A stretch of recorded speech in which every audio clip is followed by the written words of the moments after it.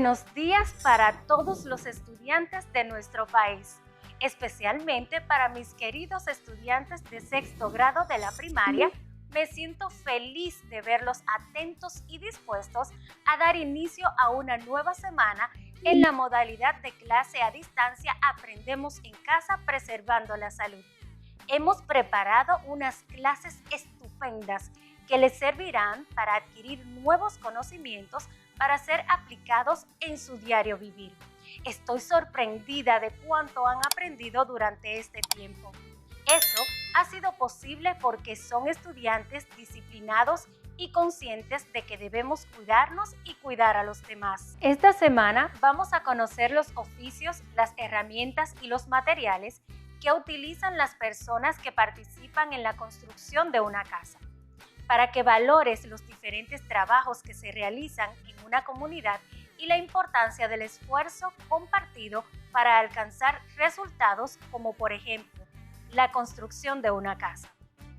Vamos a hacer una entrevista y un reportaje y escribir una anécdota sobre la casa en la que vives, interpretación y organización de datos y cálculo de porcentajes. Pero antes, vamos a recordar lo que aprendimos en la clase anterior. En la clase anterior aprendimos sobre el paisaje, clima, recursos naturales, golfos y estrechos de Europa y que los más importantes son el paso de Calais entre Francia y Gran Bretaña, el de Gibraltar entre España y Marruecos, el de Dardanelos y el del Bósforo en Turquía, el de Messina en Italia y el de Øresund entre Dinamarca y Suecia. Hablamos sobre el relieve de Europa, que es sumamente antiguo y que su clima no solo varía de norte a sur, sino también de oeste a este. Aprendimos que además del relieve, los ríos y el clima, uno de los elementos más característicos que determinan el paisaje de un lugar es su vegetación y que el hecho de que crezcan una u otras plantas se debe fundamentalmente a tres factores: la humedad, las horas de luz y la altitud a la que se encuentran las plantas. Profundizamos nuestro conocimiento sobre el adjetivo, que es la palabra o parte de la oración que califica el sustantivo y que aporta información adicional o completa su significado, y nos divertimos realizando un croquis. Diseñamos nuestra casa ideal y aprendimos mucho más con un juego de falso o verdadero. En este día vamos a aprender sobre las clases de palabras relacionadas con las herramientas que se utilizan en la construcción de una vivienda. ¿Conoces algunas de estas herramientas? ¿Para qué se utilizan? ¿Has utilizado alguna de estas? Muy bien, son algunas de las herramientas que comúnmente utiliza un maestro constructor. Ahora bien, ¿te acuerdas cuando estudiamos sobre la categoría de palabras? Vamos a relacionarlas con las herramientas que utilizan en la construcción de casas. Está la escuadra, el nivel, martillo, serrucho, cubeta, mezcladora, cinta métrica, escalera, rastrillo, pincel, andamio, espátula, rodillo, destornillador, alicate, carretilla, lija, pala, pico. Muy bien, ya veo que conoces algunas de las herramientas. Busca tu cuaderno y explica para qué se usan estas herramientas que reconoces. Si la has utilizado alguna vez, además haz un dibujo de estas. Busca el concepto de alguna de estas herramientas y completa el cuadro que está en pantalla. El martillo se usa para. La escuadra se usa para. La mezcladora se usa. La carretilla la usamos cuando. El serrucho, ¿qué? ¿Sabes? Para la construcción de las casas se necesitan muchas personas que puedan cooperar y ayudar para que la casa quede bien. Observa tu casa, piensa y escribe. ¿Cómo la habrán construido? ¿Quiénes la han construido? ¿Cuánto tiempo le ha llevado? Menciona alguna de las personas que participan en el proceso de construcción. Muy bien, acertaste. Escribe en una sola frase qué hace cada uno. Muy bien, pues vamos a conocer la función que desempeña cada una de las personas que participan en el proceso de construcción de una casa. Comparte con tu familia la información. Vamos a ver si coincides conmigo. Arquitecto.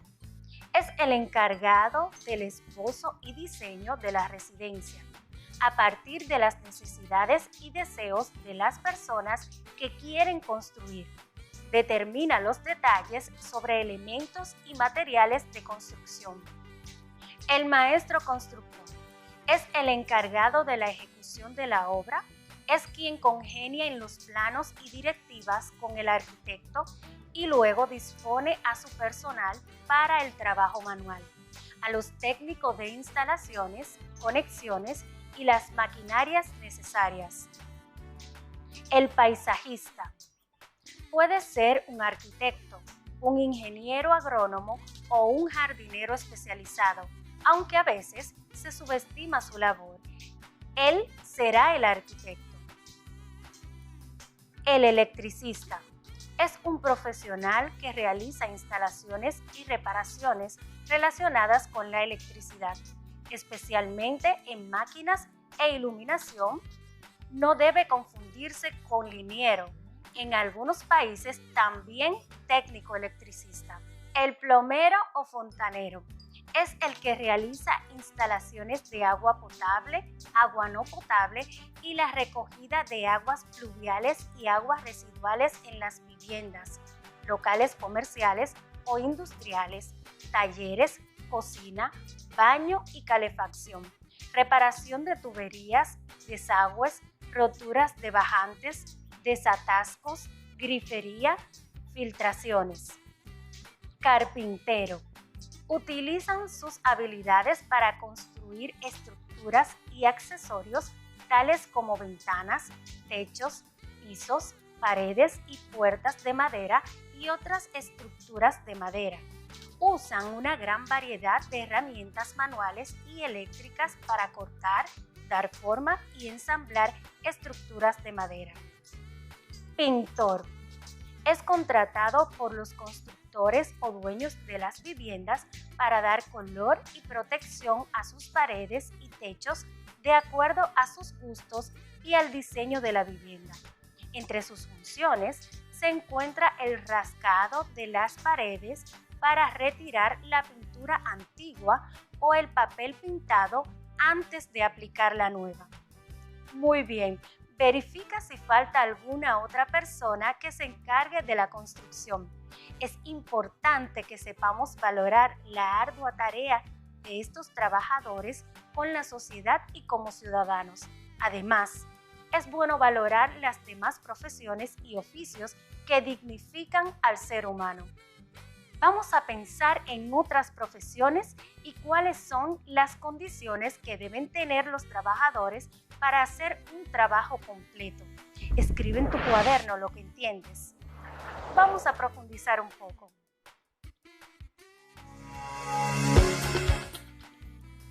El trabajo humano es el eje en torno al cual giran la organización y el progreso de la humanidad. Ofrece a cada hombre la oportunidad de crecer, desarrollar sus capacidades, realizarse como persona. No solo expresa la dignidad del hombre, sino hace que la vida humana sea más humana. Un buen trabajo cuida la dignidad de la persona. Un trabajo debe reunir varios factores para considerarse bueno. No basta con un buen salario, un buen horario o buenas relaciones por separado. debe existir una integración entre dichos factores y otros tantos más. Un buen trabajo es aquel que cuida la dignidad de las personas. El primer requisito fundamental es que en tu lugar de trabajo se respete la dignidad del ser humano. Pero, ¿qué entendemos por dignidad? La dignidad hace referencia al derecho que tiene cada ser humano de ser respetado y valorado como ser individual y social por el solo hecho de ser persona, independientemente de cualquier característica particular que pudiera poseer. La dignidad no es una cualidad accidental como la de ser hombre o mujer, sano o enfermo, rico o pobre, sino que es algo esencial. En otras palabras, no hay ser humano que esté desprovisto de valor intrínseco de dignidad. En nuestra Constitución, el artículo 62, Derecho al Trabajo, establece: el trabajo es un derecho, un deber y una función social que se ejerce con la protección y asistencia del Estado. Es finalidad esencial del Estado fomentar el empleo digno y remunerado. Los poderes públicos promoverán el diálogo y concertación entre trabajadores, empleadores y el Estado. En consecuencia, el Estado garantiza la igualdad y equidad de mujeres y hombres en el ejercicio del derecho al trabajo. Nadie puede impedir el trabajo de los demás ni obligarles a trabajar contra su voluntad. Son derechos básicos de trabajadores y trabajadoras, entre otros, la libertad sindical, la seguridad social, la negociación colectiva, la capacitación profesional, el respeto a su capacidad física e intelectual, a su intimidad y a su dignidad personal.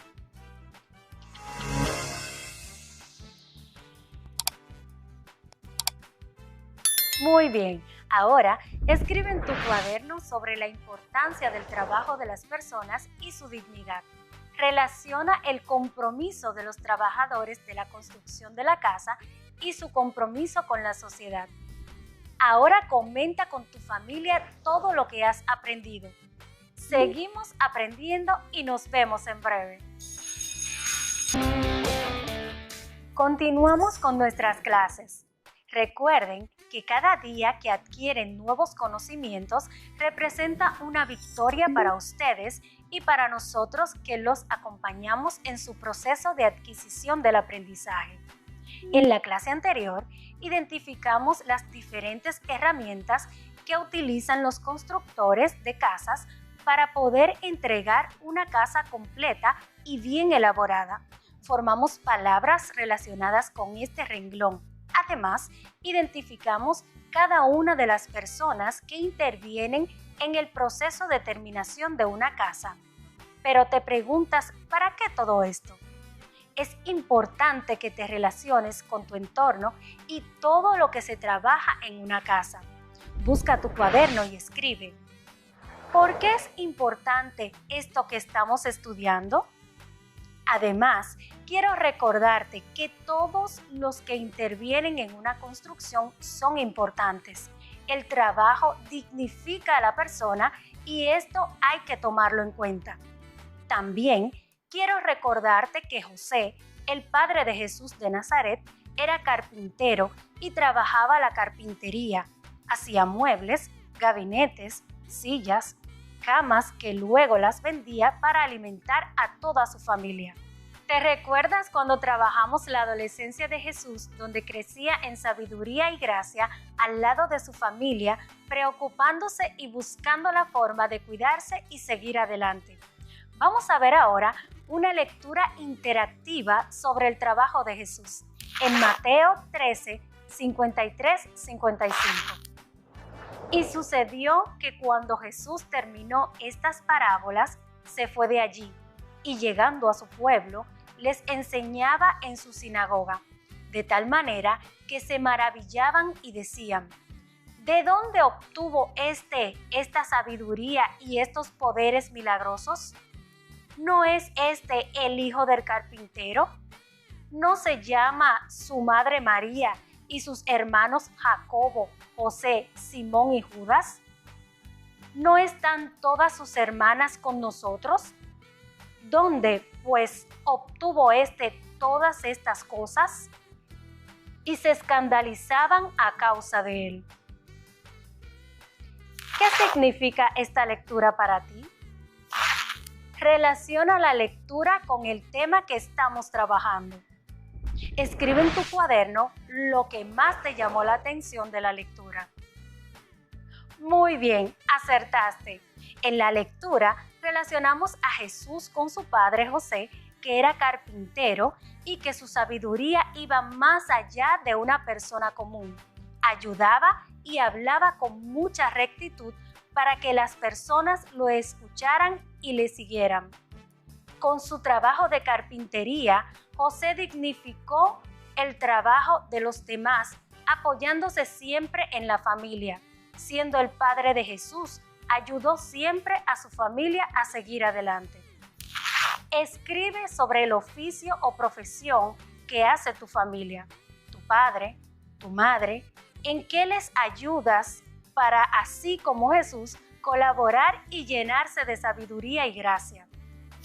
Sea el trabajo que sea, el que realice tu familia, nunca debes sentir vergüenza por este, ya que el trabajo que sea dignifica al ser humano. Puede ser que tu madre sea ama de casa, que tenga un salón, que trabaje en casa de familia como doméstica. Todo ese trabajo es importante. Tu padre puede ser albañil, constructor, carpintero, pintor, electricista, plomero, limpiacalle, barrendero, limpiabotas. Todo ese trabajo es importante porque dignifica a la familia y te ayuda a crecer e involucrarte en los asuntos de tu casa. Muy bien todo lo que vamos aprendiendo de nuestra familia. Ahora, conversa un poco con tu papá, con tu mamá, con algún familiar y pregúntale, ¿en qué trabaja? ¿Le gusta su trabajo? ¿Con quién trabaja? ¿Cómo se siente en su trabajo? ¿Cómo puedes ayudar desde casa para que ellos puedan conservar su trabajo? Busca tu cuaderno y responde cada una de las preguntas anteriores. Ahora vamos a continuar. En el país estamos viviendo con el COVID-19, pandemia que ha dejado al mundo entero boquiabierto. Muchas de las personas que viven en nuestro alrededor se han quedado sin trabajo, sin casa y sin ningún sustento que les permita seguir adelante. Esto ha generado mucha inseguridad, miedo, ansiedad y a la vez les ha dejado sin fuerzas para seguir adelante. Busca en tu casa alguna revista, periódico o algún libro de interés noticioso y recorta alguna noticia relacionada con toda esta situación que está pasando en nuestro país y pensemos qué solución podemos ofrecer a partir de esas informaciones para que todo pueda mejorar. ¿Te recuerdas cuando trabajamos el año pasado sobre la interpretación y análisis de datos? Observa el siguiente gráfico. Vamos a recordar. Observa el siguiente gráfico que muestra los países alrededor del mundo más golpeados por el coronavirus en el 2019. Si observas bien la información que te ofrece a través del gráfico, puedes contestar las siguientes preguntas. ¿Qué país tuvo el mayor porciento de personas contagiadas por el COVID-19? ¿Qué país tuvo menor número de personas contagiadas por el COVID-19? ¿Cuáles países estuvieron por debajo de 1 millón de personas contagiadas por el COVID-19? ¿Lo recordaste? Analizamos e interpretamos el gráfico y aprendimos mucho. Ahora, en la actividad de hoy, vamos a analizar, interpretar y elaborar un gráfico de barra. Vamos a trabajar en la actividad número 2, donde vamos a practicar cómo aprovechar la información que aparece en unos gráficos muy usados, que se llaman gráficos de columnas o de barras. En este caso, te van a contar sobre la cantidad de personas que tienen oficios vinculados a la construcción. Antes, vamos a investigar qué es un gráfico de barra. Un gráfico de barra es una forma de resumir un conjunto de datos por categorías. Muestra los datos usando varias barras de la misma anchura, cada una de las cuales representa una categoría concreta. La altura de cada barra es proporcional a una agregación específica. Por ejemplo, la suma de los valores de la categoría que representa. Las categorías podrían ser desde grupos de edad a ubicaciones geográficas. Si se aplica al crear el análisis, el gráfico de barras puede mostrar información adicional en líneas de referencia o varios tipos distintos de curvas. Las gráficas de barras se utilizan para comparar dos o más valores. Las barras pueden ser horizontales o verticales. Ahora te voy a presentar una situación en el pequeño municipio de Río Azul. Quieren ofrecer formación en un nuevo oficio que no tenga muchos trabajadores en el lugar. Para eso, se averiguó la cantidad de trabajadores de algunos oficios tradicionales. Para compartir en un debate, prepararon el gráfico siguiente. Míralo con atención.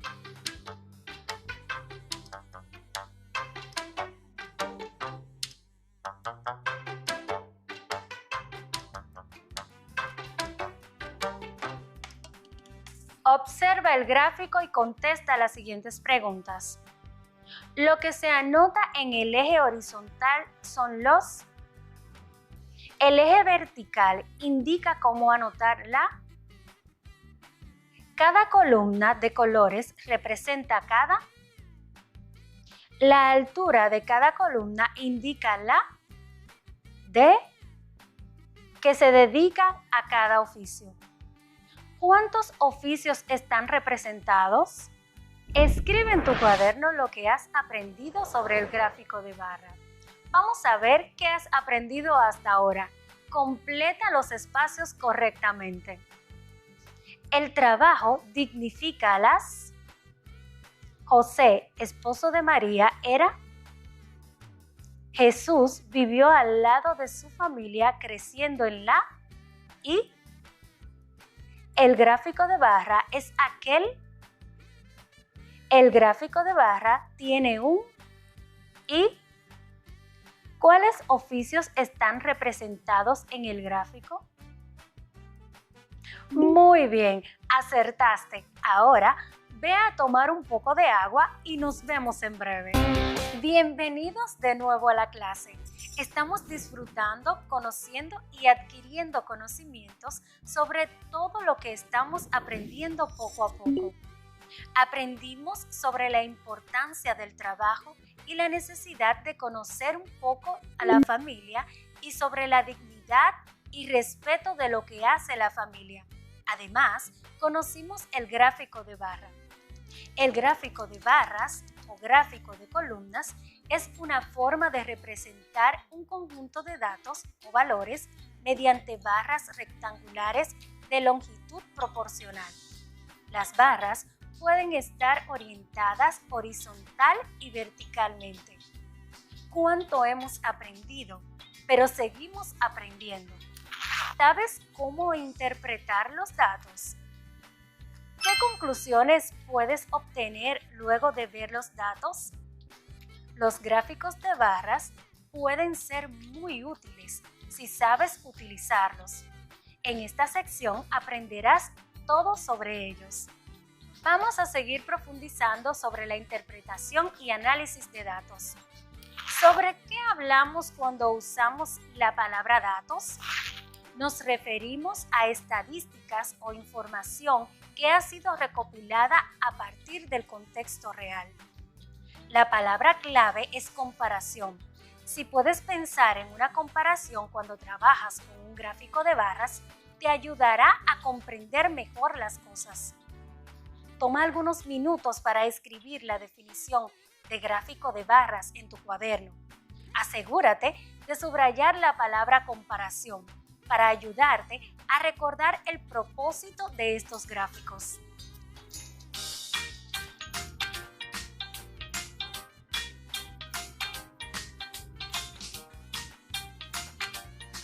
Ahora vamos a continuar analizando e interpretando datos, trabajando con el gráfico de barras. Observa y responde correctamente. ¿Qué oficio tiene la mayor cantidad de trabajadores? ¿Cómo te has dado cuenta? ¿Qué oficios tienen la misma cantidad de personas? ¿Cuántas personas tienen esos oficios? ¿Hay un oficio que tiene el doble de la cantidad de personas que esos dos oficios? ¿Cuál es? ¿Cuántas personas tiene? ¿Cuántos trabajadores muestra el gráfico en total? ¿Cómo lo sabes? ¿Cuál de los oficios existe más en el municipio Río Azul? ¿Cuál oficio tiene menos? ¿Qué cantidad de oficios hay en total? ¿Cuántos pintores hay en Río Azul? Vamos a responder las preguntas del gráfico. ¿Qué oficio tiene la mayor cantidad de trabajadores? Albañil. ¿Cómo te has dado cuenta? Observando los datos. ¿Qué oficio tienen la misma cantidad de personas? Plomero y electricista. ¿Cuántas personas tienen esos oficios? 30. ¿Hay un oficio que tiene el doble de la cantidad de personas que esos dos oficios? Sí. ¿Cuál es? Pintor. ¿Cuántas personas tiene? 30. ¿Cuántos trabajadores muestra el gráfico en total? 100. ¿Cómo lo sabes? Sumando todas las cantidades de personas que tienen estas profesiones. ¿Cuál de los oficios existe más en el municipio Río Azul? Albañil. ¿Cuál oficio tiene menos? Plomero y electricista. ¿Qué cantidad de oficios hay en total? 4. ¿Cuántos pintores hay en Río Azul? 30. Prepara el siguiente cuadro. Oficios: albañil, plomero, pintor, electricista.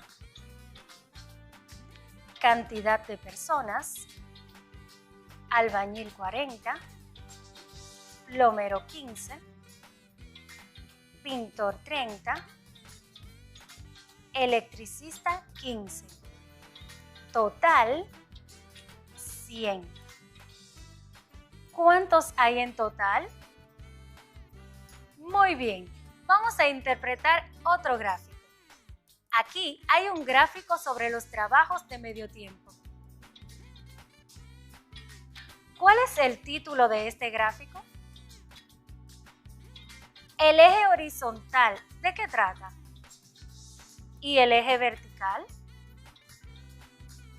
¿Cuántas horas más a la semana pueden trabajar los alumnos del último año en comparación con los alumnos del segundo año? Los alumnos de último año pueden trabajar 20 horas semanales. Los alumnos de segundo año pueden trabajar 12 horas semanales. Por lo tanto, los alumnos de último año pueden trabajar 8 horas semanales más que los alumnos del segundo año. ¿Cuántas horas trabajan los alumnos de último año más que los de primero? Muy bien, busca tu cuaderno y escribe otras preguntas relacionadas con la información del gráfico. A partir de esta semana vamos a tener una particularidad en la clase. Tendremos un tiempo para la lectura. Para esto vamos a crear un espacio donde nos vamos a divertir con diferentes cuentos, poemas, décimas, coplas, versos y todos aquellos libros literarios que nos ayuden a adquirir el hábito de realizar una buena lectura. Además, te invitamos también a escoger un tiempo en tu casa para leer y compartir con tu familia este momento de aprendizaje, de encuentro y comunicación. Explícales que estas actividades fomentan la autonomía, la cooperación y la responsabilidad de las niñas y los niños. Puedes acomodarte donde quieras, en el suelo, otros en la silla, en un rincón de la casa, colocar una sábana, una alfombra. Lo importante es que te sientas bien para leer, recrearte con la lectura y que se convierta en un momento mágico para ti. Diviértete creando un espacio diseñado a tu gusto.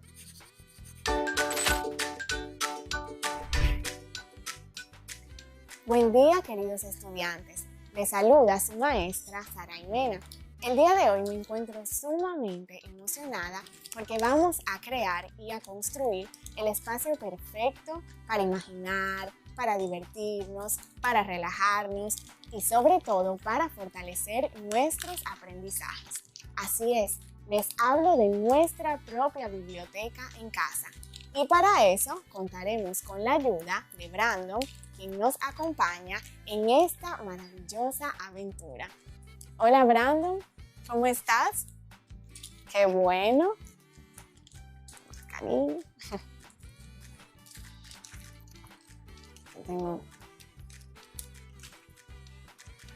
Antes de iniciar, recuerden nuestra rutina de limpieza, lavar sus manos y utilizar sus mascarillas. Maestro, ¿me puedes recordar qué es una biblioteca? Claro que sí, Brandon. Una biblioteca es un lugar donde los niños y niñas dan inicio a su proceso de investigación. Mediante textos, libros y otros recursos, pueden empezar a escribir y a leer acerca del mundo que les rodea. Además, pueden explorar otros contextos de su imaginación y de su creatividad. Profesora, ¿y por qué necesitamos una biblioteca en casa? Esa es una muy buena pregunta, Brandon.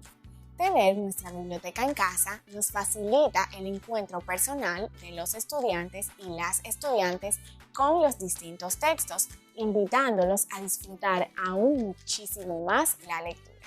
De igual forma, promueve en los estudiantes el uso consciente de la biblioteca con finalidades creativas, recreativas, informativas y de educación permanente.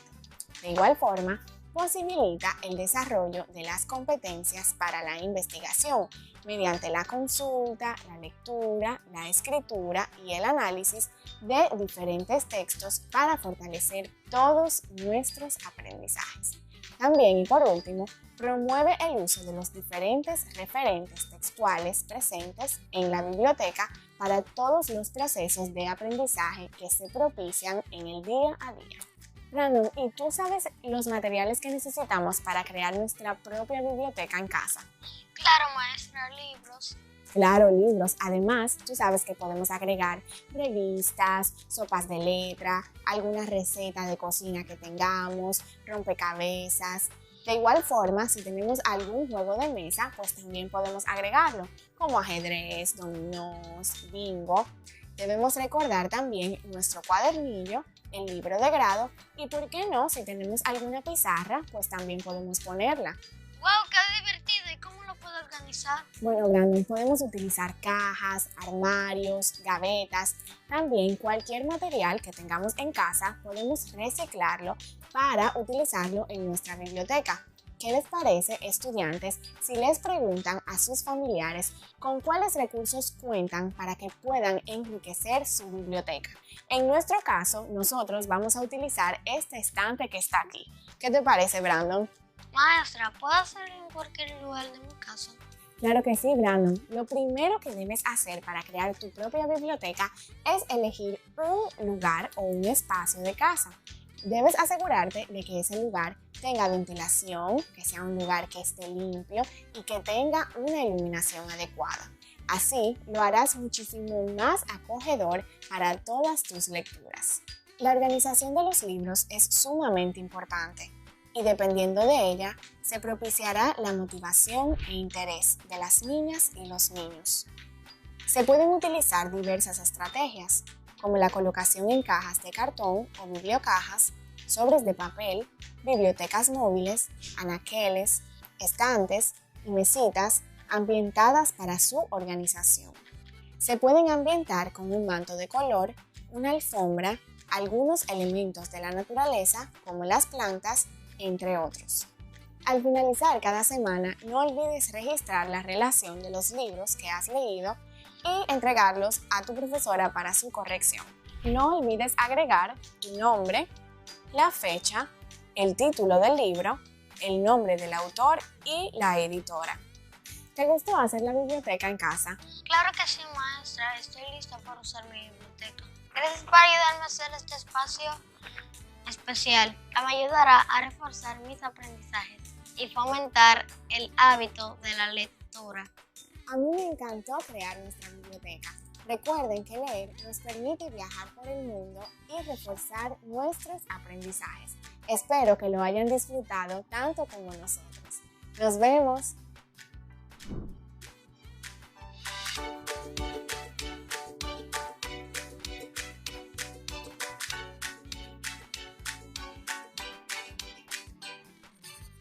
Como les había comentado, el día de hoy iniciamos nuestro espacio de lectura. Para esto, nos va a acompañar nuestra maestra Wendy Pérez, quien va a compartir con nosotros un poema. Acomódense y acompáñenme, que vamos a disfrutar. Hola maestra Wendy, ¿cómo estás? Hola maestra Cesarina, muy bien, gracias a Dios. Así espero que ustedes también estén en casita bien acomodaditos para que disfruten este hermoso poema que les traigo de nuestra poetisa Salomé Ureña. Así que mucha atención. Y el título es El ave y el nido. ¿Por qué te asustas, ave sencilla? ¿Por qué tus ojos fijas en mí? Yo no pretendo, pobre avecilla, llevar tu nido lejos de aquí. Aquí en el hueco de piedra dura, tranquila y sola, te vi al pasar y traigo flores de la llanura para que adornes tu libre hogar. Pero me miras y te estremeces y el ala bates con inquietud y adelantes, sueltas a veces con amorosa solicitud. ¿Por qué no sabes hasta qué grado yo la inocencia sé respetar? Que es para el alma tierna sagrado tus amores el libre hogar. Pobre avecilla, vuelve a tu nido, mientras el prado me alejo yo. En él mi mano lecho mullido de hojas y flores te preparó. Mas si tu tierna flore futura es duro lecho, miro al pasar, con flores y hojas de la llanura, deja que adorne tu libre hogar. ¿Qué les parece? Espero que lo hayan disfrutado tanto como yo. Muy bonito poema. Muchas gracias, maestra Wendy. Le agradecemos a la maestra Wendy por acompañarnos en este espacio de lectura personal. Muy bien, bienvenidos de nuevo. Hasta ahora hemos estado aprendiendo aspectos relacionados con la estadística. Hemos visto el gráfico de barra, el análisis e interpretación de gráfico de barra. ¡Cuánto aprendizaje! Espero que puedas aplicar cada uno de estos conocimientos en el entorno donde vives. Continuemos. Ahora vamos a entrar en el mundo de poder recolectar datos y colocarlos en una tabla de frecuencia. ¿Te animas? Vamos a hacer el siguiente ejercicio. Pedro cultiva flores en Constanza. elaboró una tabla de frecuencia y quiere graficar en un diagrama de barra la clasificación y cantidad de flores que cultivó en su invernadero el mes de enero. Ayuda a Pedro haciendo la gráfica. Sé que lo harás bien.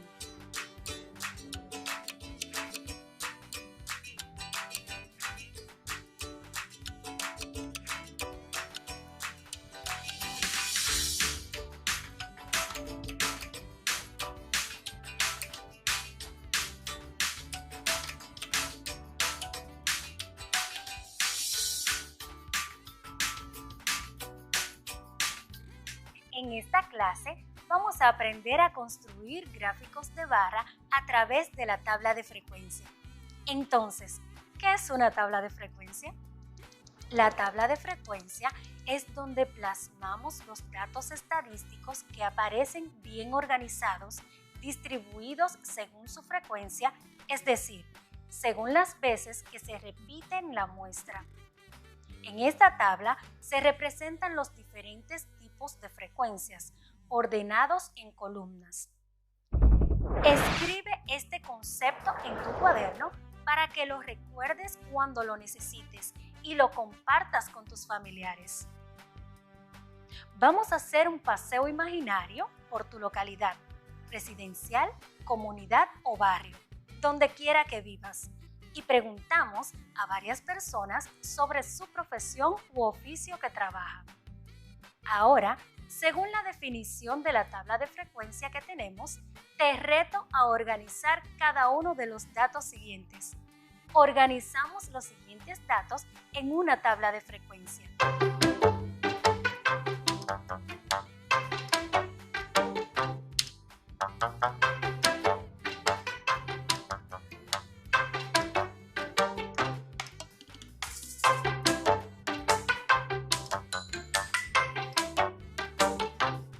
Pues vamos a organizar una tabla de frecuencia como la que ya hemos estudiado anteriormente, pero en este caso vamos a colocar una columna donde se repite el número de veces el objeto. Primero, en la primera columna colocamos los oficios o profesiones encontrados en la encuesta. En la segunda columna, la cantidad de veces que se repite y en la tercera, el total general que se repite. Colocar de diferentes colores los oficios que se repiten. Profesión u oficio. Electricista. Conteo. 1, 2, 3, 4, 5. Cantidad total 5. Se repite 5 veces. Plomero. Conteo. 1, 2, 3, 4, 5, 6, 7, 8. Cantidad total 8. Se repite 8 veces. Enfermera. Conteo. 1, 2, 3. Cantidad total 3. Se repite 3 veces. Maestra. Conteo. 1, 2, 3, 4, 5, 6, 7, 8. Cantidad total 8. Se repite 8 veces. Pintor. Conteo. 1, 2, 3, 4. Cantidad total 4. Se repite 4 veces. Maestro constructor. Conteo. 1, 2, 3, 4. Cantidad total 4. Se repite 4 veces. Muy bien, hemos realizado nuestra tabla de frecuencia. Al preparar el gráfico de barra con los datos, debemos recordar el eje horizontal y el eje vertical. Ubicamos las informaciones en cada uno de los ejes y las barras según el número que le corresponda. Le damos un color particular a cada barra y listo. Ahora vamos a contestar las siguientes preguntas a partir del gráfico de barra que construimos. ¿Cuál es el título del gráfico? ¿Cuántos oficios y profesiones aparecen? ¿Cuál es el oficio con mayor cantidad de personas? ¿Cuál es la profesión con mayor cantidad de personas? ¿Cuáles oficios tienen la misma cantidad de personas? ¿Y en las profesiones? Pues bien, has acertado en todas las preguntas. Vamos a continuar mañana profundizando en el gráfico.